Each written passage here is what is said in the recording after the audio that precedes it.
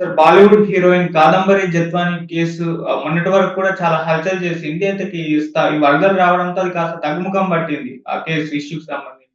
అయితే ఇప్పుడు మళ్ళీ 'కాదంబరి జత్వాని' ఎళ్లి కంప్లెయింట్ ఇచ్చింది. మీడియా ముఖంగా కూడా మాట్లాడింది అని చెప్తున్నారు. మరి తనేం మాట్లాడుతుంది? కొత్తగా ఈ కేసులో ఏమన్నా అప్‌డేట్స్ ఏమన్నా జరిగాయా సార్? కాదంబరి జత్వాని నిన్న విజయవాడ వెళ్ళి అక్కడ ఏసీపీ స్రవంతి రాయ్ ఆమెను విచారణ అధికారిగా ఈ కేసులో చంద్రబాబు నియమించాడు. ఆమెను కలిసి కంప్లీట్ గా డీటెయిల్స్ కాదంబరి జత్వాని ఇచ్చినట్టు చెప్తున్నారు. సో ఆ తర్వాత కాదంబరి జత్వాని మీడియాతో కూడా మాట్లాడింది. ఆమె ప్రధానంగా చేస్తున్న ఆరోపణ ఏంటంటే ఈ కుక్కల విద్యాసాగర్ అనే వ్యక్తితో తనకు పరిచయం అయింది. దాని తర్వాత మా ఇద్దరి మధ్య అఫైర్ ఏర్పడింది. దాంతో నేను అతన్ని పెళ్లి చేసుకోమని నన్ను ప్రెజర్ చేశాడు. బట్ అతనికి చాలా మంది అఫైర్లు ఉన్నాయి అని చెప్పి నేను పెళ్లికి వ్యతిరేకించాను. పెళ్లికి ఒప్పుకోలేదు. దాంతో నా మీద కక్ష కట్టాడు. కక్ష కట్టి నాకు ఒక వ్యక్తి 5 ఎకరాల ల్యాండ్ అమ్మినట్టు, నాగేశ్వరరాజు అనే వ్యక్తి ల్యాండ్ అమ్మినట్టు, 5 లక్షల అడ్వాన్స్ ఇచ్చినట్టు ఫేక్ డాక్యుమెంట్లు క్రియేట్ చేసి కంప్లైంట్ ఇచ్చారు. ఇది ఎందుకు చేశారంటే ఒక పారిశ్రామికవేత్త మీద నేను కంప్లైంట్ ఇచ్చాను ముంబైలో. ఆ పారిశ్రామికవేత్త కంప్లైంట్ని విరమించుకోమని నా మీద ప్రెజర్ చేయడానికే ఇది చేశారు. 15 మంది పోలీసులు ముంబై వచ్చి నన్ను కిడ్నాప్ చేసి ఇక్కడికి తీసుకొచ్చి ఉదయం 9 గంటల నుంచి రాత్రి 12 గంటల వరకు నన్ను మా పేరెంట్స్ని విచారణ పేరుతో వేధించారు. ఆ తర్వాత 42 రోజుల పాటు జైల్లో నన్ను ఉంచి ఇబ్బందులు పాలు చేశారు. అట్లాగే వాళ్ళు నా దగ్గర దాదాపు 10 ఎలక్ట్రానిక్ డివైజెస్, ఫోన్లు కావచ్చు, ల్యాప్టాప్లు కావచ్చు, ట్యాబ్లు కావచ్చు, ఇవన్నీ కూడా వాళ్ళు తీసుకున్నారు. తీసుకొని దాంట్లో చాలా విలువైన డేటా ఉంది కేసుకు సంబంధించి, దాన్నంతా డిలీట్ చేశారని మా డౌట్.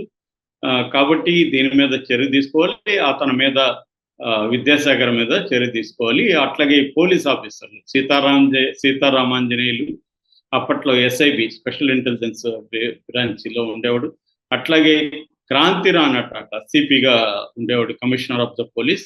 తర్వాత విశాల్ గున్ని డిఎస్పి, వీళ్ళ ముగ్గురు మీద ప్రధానంగా ఇంకొంతమంది సిఐఎస్ఐల మీద కూడా ఆమె కంప్లైంట్ ఇచ్చినట్టుగా మనకు అర్థమవుతుంది. మరోవైపు ఇటు కుక్కల విద్యాసాగర్, అతను ఇంతకుముందు పెనుమలూరు ఎమ్మెల్యేగా కంటెస్ట్ చేసి ఓడిపోయాడని చెప్తారు. సో అతను కూడా మీడియా ముందుకు వచ్చి అతను ఒక వెర్షన్ వినిపించాడు. అదేంటంటే నాకు ఈ అమ్మాయి 2009 ప్రాంతంలో హైదరాబాద్లో పరిచయం అయింది. నేను ఒక బిజినెస్ మ్యాన్, కామన్ ఫ్రెండ్స్ ద్వారా పరిచయం అయింది. ఆ తర్వాత మేము 2-3 సార్లు కలిసాము, సెల్ఫీలు కూడా దిగాము. ఆ సెల్ఫీలు తీసుకొని అమ్మాయి మార్పింగ్ చేసి నా ఫేస్ మాత్రం పెట్టి బాడీ అంతా మార్పింగ్ చేసి అశ్లీలంగా ఉన్నట్టుగా చూపిస్తుంది. సో నన్ను టార్చర్ పెట్టిన అమ్మాయి నా దగ్గర డబ్బులు లాగడానికి రకరకాల పద్ధతుల్లో బ్లాక్మెయిల్ చేసింది. చివరికి నా కుటుంబాన్ని కూడా విచ్ఛిన్నం చేసి నా భార్యతో కూడా విడాకులు అయిపోవాల్సి వచ్చిన పరిస్థితి ఏర్పడింది. ఈ అమ్మాయికి ముంబైలో చాలా కేసులు ఉన్నాయి అమ్మాయి మీద.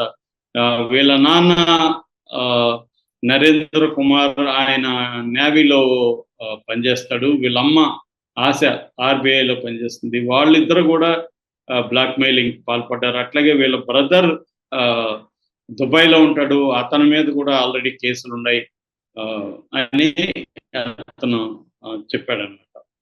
సో మరోవైపు కథనం ఏమొస్తుందంటే Sajjan Jindal, JSW steels company owner ఎవరైతే ఉన్నాడో, చైర్మన్, ఆయన మీద ఈఎంఐ కేసులు ముంబైలో పెట్టిందని చెప్తున్నారు. ఇక్కడ 2 వెర్షన్లు కనబడతాయి. ఒకటి, సజ్జన్ జిందాల్కి ఆమె కేసు పెట్టింది కాబట్టి సజ్జన్ జిందాల్ జగన్ని అప్రోచ్ అయ్యాడు. జగన్ దీన్ని సజ్జలకు అప్పగించాడు. సజ్జల విద్యాసాగర్ను పట్టుకున్నాడు. విద్యాసాగర్కి అమ్మాయికి కూడా పరిచయం ఉందనే విషయం తెలిసి ద్వారా కదిపారు. విద్యాసాగర్ ఏం చేశాడంటే ఈ కోసూరు సర్పంచ్ నాగేశ్వరరాజు అని అతను పట్టుకొని అతని ల్యాండ్ అమ్మినట్టుగా కేసు పెట్టారు అనేది ఇక్కడ వెర్షన్ అనిపిస్తుంది. అంటే మరి సజ్జన్ జిందాల్ రోల్ ఏంటి? సజ్జన్ జిందాల్ ముంబైలో డీల్ చేసుకోలేక జగన్కి ఎందుకు ఇచ్చాడు? ఎందుకంటే సజ్జన్ జిందాల్ ఇంటర్నేషనల్ గా కాంగ్లోమరేట్ కంపెనీ వాళ్ళది, అనేక దేశాల్లో ఉంది, అతిపెద్ద కంపెనీలలో ఒకటి. అట్లాంటి కంపెనీ చైర్మన్ ఈఎంఐతో ఎందుకు అఫైర్లు పెట్టుకున్నాడు, ఈ అమ్మాయితో గొడవ ఎందుకు వచ్చింది, దాన్ని ముంబైలో అతను డీల్ చేసుకోలేక జగన్కి ఎందుకు అప్పగించాడు. ఈ పోలీసులు వెళ్ళి ముంబైలో మామూలుగా అయితే వీళ్ళు మహారాష్ట్ర పోలీసులు పర్మిషన్ తీసుకొని ట్రాన్సిట్ వారెంట్ తీసుకొని ఇక్కడికి రావాలి. అట్లాగే వీళ్ళు ఇక్కడికి వచ్చినాక కూడా 24 గంటల్లో కోర్టులో పెట్టాలి. ఈమైతే గతంలో 18 రోజులు టార్చర్ పెట్టాలని కూడా తెలుగుదేశం మీడియాలో వచ్చింది. మనం గుర్తుపెట్టుకుంటే తెలుగుదేశం మీడియా మొత్తంగా చూస్తే 18 రోజులు గెస్ట్ హౌస్ లో పెట్టుకొని టార్చర్ చేసి, ఈ అమ్మాయి ఏం చెప్తుంది 9 గంటల నుంచి రాత్రి 12 దాకా. అది తప్పేం కాదు కదా, 9 నుంచి రాత్రి 12 దాకా విచారించడం తప్పేం కాదు. 24 గంటల లోపల కోర్టుకు పెట్టారు కదా వీళ్ళు. కాబట్టి నాకు తెలిసి ఈ కేసు ఏందవుతుందంటే ఫైనల్ గా ఏమీ జరగదు. ఆల్రెడీ కుక్కల విద్యాసాగర్ హైకోర్టులో కూడా కేసు వేశాడు. నేను బాధితుడైతే ఇప్పుడు నన్ను నిందితుడిని చేస్తున్నారు, ఆమె నిందితురాలైతే ఆమెను బాధితురాలు చేస్తున్నారు అని కోర్టులో కూడా ఈయన పిటిషన్ వేశాడు. కోర్టు కూడా దీనికి సంబంధించి వివరాలను సబ్మిట్ చేయమనిది. ఇదంతా ఏంటంటే తెలుగుదేశం వాళ్ళు వైసీపీని బదనాం చేయడానికి వాడుకుంటున్నారని అనిపిస్తుంది తప్ప మనలాంటి వాళ్ళకి ఇందులో ఏమీ విషయం అయితే కనబడట్లేదు. ఫైనల్ గా ఇదేమి కోర్టులో ఉన్నాయి ఇవి. సో ఎవరైనా అదే కదా చేస్తారు. ఇప్పుడు నన్ను ఏదో కేసులో అరెస్ట్ చేస్తే నా సెల్ ఫోను, నా ల్యాప్టాప్ తీసుకెళ్తారు, సీజ్ చేస్తారు, కొట్టుకు పెడతారు. సో ఇప్పుడు పోలీసులు దగ్గర ఉన్నాయా నిజంగా ఆమెని కొట్టినట్టు ఇది చేసినట్టు చిత్రహింసలు పెట్టినట్టు ఎక్కడ ఆమె కూడా చెప్పట్ల. ఫాల్స్ కేసు అనేది చెప్తుంది. ఫాల్స్ కేసులు పెట్టడం అనేది పోలీసులు ఏం చేస్తారు, ఎవరైనా కేసు పెట్టినప్పుడు వాళ్ళు ఆ కేసులో ప్రైమా ఫేసి ఎవిడెన్స్ ఉంటే అరెస్ట్ చేస్తారు, కోర్టుకు పెడతారు. అదే చేశారు. ఇక్కడ పోలీసుల్ని ఎలా శిక్షిస్తారు అనేది చూడాలి మరి. అంటే ఇప్పుడు కోర్టు కూడా ఇన్వాల్వ్ అయింది కాబట్టి తెలుగుదేశంలో కూడా ఈమె స్రవంతి రాయ్ కూడా ఏం చేయడానికి లేదు. ఫైనల్ గా ఈమె కోర్టుకు పెట్టాల్సిందే. కాబట్టి కోర్టు ఇన్వాల్వ్మెంట్ అయింది. కోర్టులో ఇది ఎంత ప్రూవ్ అవుతుంది అనేది చూడాలి.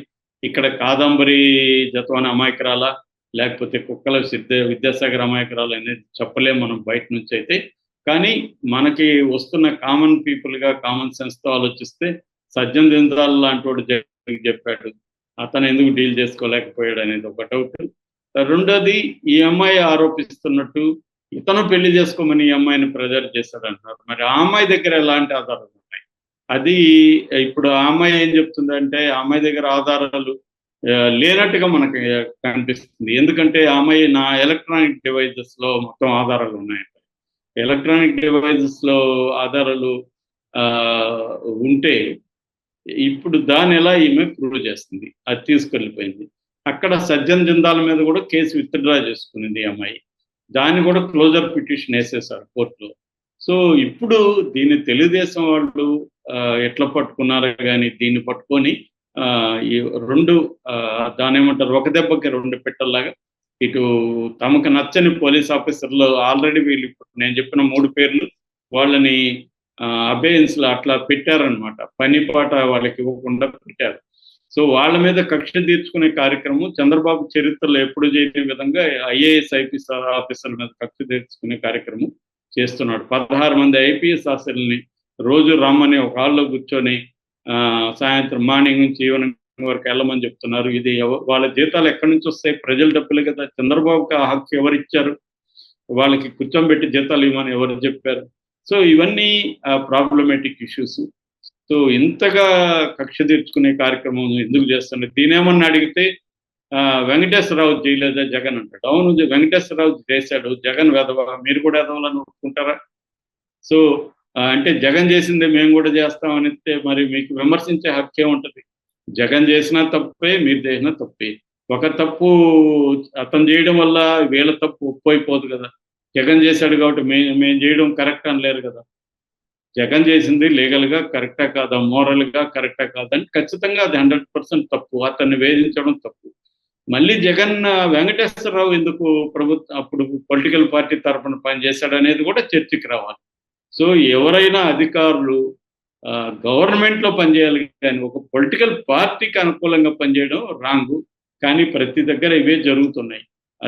అది తెలుగుదేశం అయినా వైసీపీ అయినా తేడా లేదు వీళ్ళకి బేసిక్గా. అందుకే నేను చాలాసార్లు చెప్తుంటా, ఏ పార్టీలకి తేడా లేవు. అన్ని పార్టీలు కూడా ఇలాగే వ్యవహరిస్తాయి. అధికారంలో ఉన్నప్పుడు ఒక రకంగా వ్యవహరిస్తాయి, లేనప్పుడు ఒక రకంగా వ్యవహరిస్తాయి. Thank you so much.